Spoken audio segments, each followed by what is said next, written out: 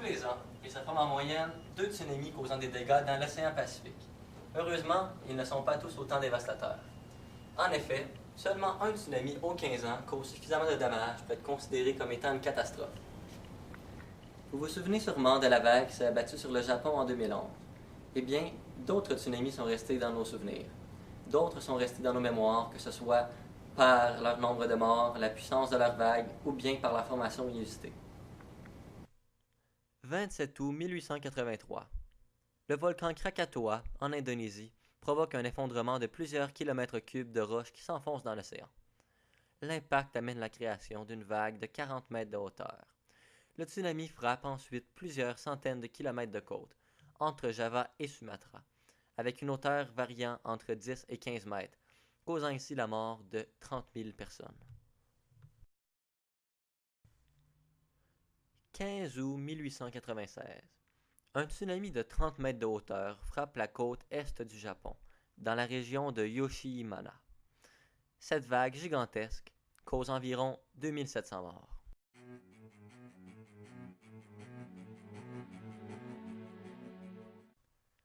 25 mars 1964. Le plus gros tremblement de terre du 20e siècle dans l'hémisphère nord, d'une magnitude de 8,4, cause un tsunami de 6 mètres de haut. La vague s'abat sur la côte de l'Alaska, causant 120 morts et des dommages d'une valeur évaluée à 106 millions de dollars américains.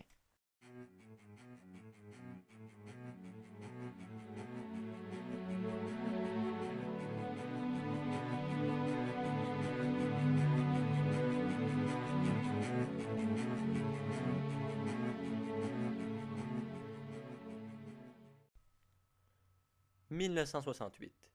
En réponse aux nombreux tsunamis ayant eu lieu dans l'océan Pacifique, le premier centre d'alerte sur les côtes du Pacifique est inauguré à Hawaï. Il y a 9 ans, le 26 décembre 2004, un tsunami extrêmement meurtrier ravage les côtes de l'Asie du Sud-Est. 11 pays, dont l'Indonésie, sont touchés. Bilan, environ 230 000 morts.